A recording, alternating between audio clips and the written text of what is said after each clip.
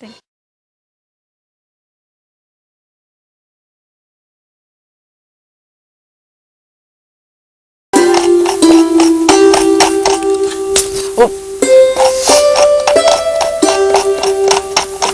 പോയി കുളിച്ചേ. 8 മണിക്ക് പോണെന്ന് പറഞ്ഞിട്ട് ഞാനൊന്നും പോണില്ല. ആ നന്നായി, വണ്ടിക്കൂലി ലാഭമായി. എന്താടാ? ഒന്നുമില്ല. നീ ആ കിണ്ണേ കരുതേ.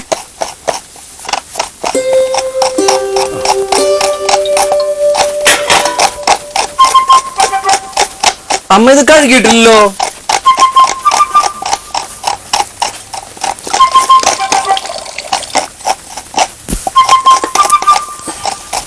നമ്മ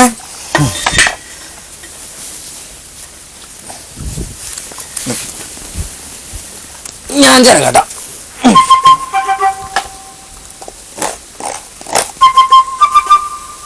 അമ്മ ഇത് തെങ്ങിന്റെയാ? അച്ഛ അല്ല അവിടെ നിൽക്കുന്നത് തെങ്ങിന്റെ ആണെങ്കി വെറുതെ അല്ലേ ഒരു കാമ്പൂല്ലാത്തത്. ആ വല്ലപ്പോഴും പറമ്പിലോട്ടൊക്കെ ഒന്ന് ഇറങ്ങണം. നീ വെറുതെ കൈ മുറിക്കണ്ട കേട്ടോ.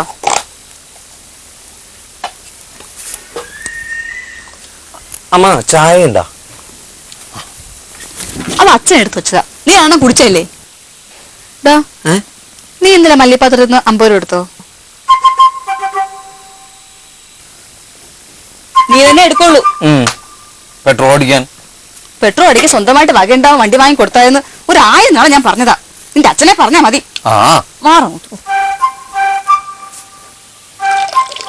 അമ്മ. പെട്രോൾ അടിക്കാനായിട്ട് കാശ് ചോദിക്കണ്ട. പെട്രോൾ അടിക്കാൻ ഞാൻ എന്താ അമ്മയോട് പൈസ ചോദിക്കുക? ഞാൻ എക്സിബിഷൻ സ്റ്റാളിൽ പോയി പൈസ ഉണ്ടാക്കി അത് അമ്മയുടെ കയ്യിൽ കൊണ്ടുവന്ന് അതിന് ഇത്തിരി മേടിച്ചിട്ടല്ലേ ഞാൻ പെട്രോൾ അടിക്കണേ. നീ എത്ര നാൾ എക്സിബിഷൻ ഹാളിൽ പോയി? 2 മാസം. എന്നിട്ട് 1500 രൂപ എനിക്ക് കൊണ്ടുവന്നു. അതിന്റെ പേരും പറഞ്ഞ് 3000 എന്റെ വാങ്ങിച്ചു. എന്നിട്ട് പിന്നെയും ചോദിക്കുക. പണ്ട് സ്കൂൾ വിട്ട് വരുന്ന സമയത്ത് ആ തയ്യക്കട പോയിരിക്കാൻ എത്ര തവണ നിന്നോട് പറഞ്ഞതാ?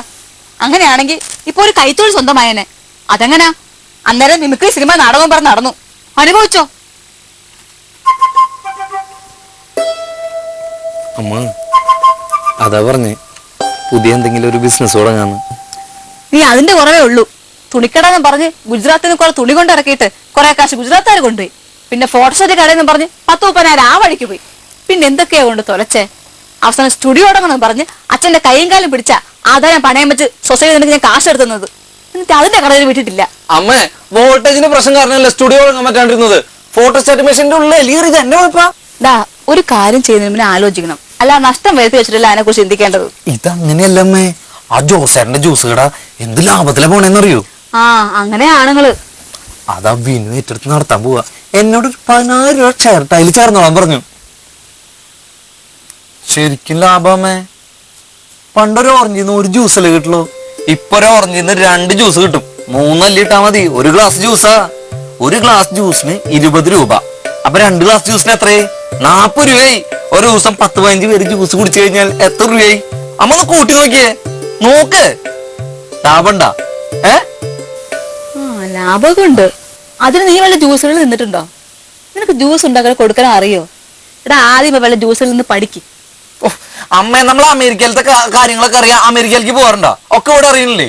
അമ്മ അവിടെ ജ്യൂസിന്റെ കാര്യമൊക്കെ നോക്കാൻ വിനുണ്ട്. എനിക്ക് അവിടെ വെറുതെ ഒന്ന് മാനേജ് ചെയ്ത് സെറ്റപ്പ് ചെയ്താൽ മതി. നീ നോക്കി നടത്താൻ നിനക്ക് അടങ്ങി ഒതുങ്ങി വല്ലതും ചെയ്ത് ശീലമുണ്ടോ?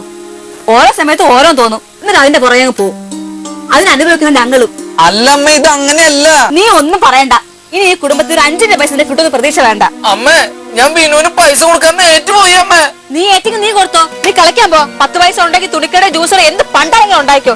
എന്നോട് ചോദിക്കാൻ നിൽക്കണ്ട. അമ്മ മിണ്ടാണെങ്കിൽ പൊക്കി ഓടുന്ന. ഞാൻ എന്തെങ്കിലും ചെയ്യണത് രക്ഷപ്പെടാൻ വേണ്ടിട്ടല്ലേ, നശിക്കാൻ വേണ്ടിട്ടല്ലോ. എനിക്കൊന്നും ചെയ്തു തരണ്ട. ഒന്നും ചെയ്തു തരണ്ട.